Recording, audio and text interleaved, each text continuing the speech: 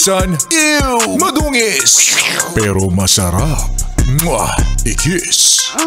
Sexy time na. Sexy Mega!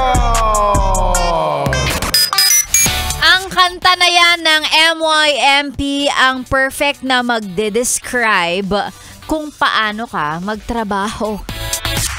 A little bit. Yan ang sinasabi ko eh. Konti ka na nga lang kung magtrabaho, tapos yung dapat responsibility mo, ipapasa mo pa sa iba? Ano yan? Hoy, ngayong araw ng Tuesday, medyo sulit-sulitin naman natin yung bayad sa atin ng kumpanyang tinatrabaho o pinagtatrabahuan natin, di ba? Pagtrabaho mo, make sure na accountable ka doon, di ba? Ano ba naman yan? At pag sinabing trabaho, dapat trabaho. Hindi yung nagpe-Facebook lang, hindi yung papasok ka, kukonek sa wifi, magti-TikTok, mag-ML, mga ganon. Kung natamaan ka, hindi ko kasalanan. Bato-bato sa langit, ang tamaan may bukol. Nakakainis. O diba, magbago ka na be, 2025 na.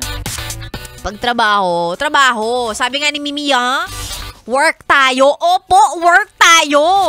Work dapat. Ganun. At pag mag-work, dapat maayos yung work. Ganon. Because ganon, yun yung responsible adult millennial. Responsible ka ba? I doubt. Bahay mo nga ang kalat eh. Kwarto mo nga, di mo maayos. Pinaghigaan mo nga, di mo maayos pag alis mo ng bahay. Ay! Well, again, mahaba pa naman ang taong 2025. You always have the chance to change. Ayan, yung mga maliliit na bagay. Magsimula tayo doon. And of course, dyan sa trabaho mo. Sa mga nagsimula na ang pagtrabaho ngayong araw ng Tuesday, go, go, go, be, kaya mo yan. Because wala ka naman choice. Siyempre, wala ka naman choice. Tatrabaho ka talaga. And of course, sa mga nasa kalsada naman, ang trabaho ay nasa kalsada. Oy, ayan, yung mga nagmamaneho o pwede rin nagtitinda sa kalsada o ano ba. Basta, kung nasa kalsada at ang pinakikinggan pa rin ay Yes FM. Ayan, magandang umaga din po sa inyo. Doon naman sa mga nasa bahay, hindi ko naman sasabihin tambay sa bahay because marami naman na nasa bahay lang ang trabaho. Ang saya nga ng ganun eh, di ba? Alam mo yun, yung paggising mo, di mo kailangan maligo, di mo kailangan maghilamos, trabaho ka kagad. Parang ang saya, di ba? Routine ng mga naka-work from home. O, aminin mo, di ba?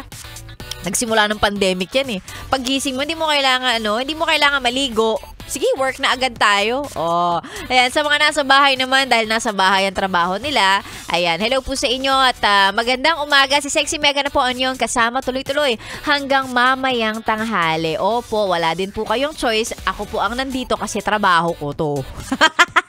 Trabaho ko to, be. Ano ba? And of course, sa mga gusto namang magpa-shoutout, libreng-libre lang. Hindi naman ako maniningil. Depende na lang kung meron kang pakimkim, ay tatanggapin ko yan, syempre. Pakimkim. Ayan, sa mga gustong magpasend ng kanilang mga pa-shoutout, ayan, may gustong ipabate, lalong-lalo na yung mga sweet messages kasi Valentine's na on Friday. Baka masyado kang busy, nakalimutan mo.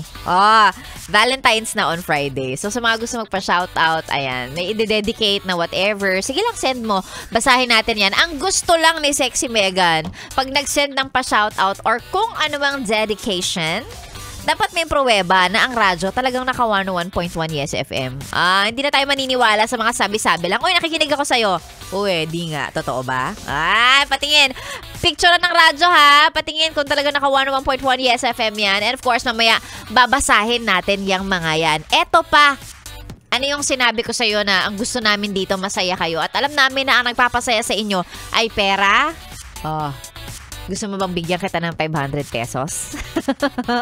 Mamaya, dahil ngayong araw na to si Sexy Megan ang nakatokang mamigay ng 500 pesos. Kaya naman, mag-abang ka. Kung paano mapapanalunan yan, secret muna. Kaya dapat dyan ka lang. Sexy Megan po yung kasama dito lang sa stasyong masarap pakinggan. Namimigay pa ng 500 pesos yan. Kasama mo na Sexy Megan. This is 101.1 Yes FM. Solid!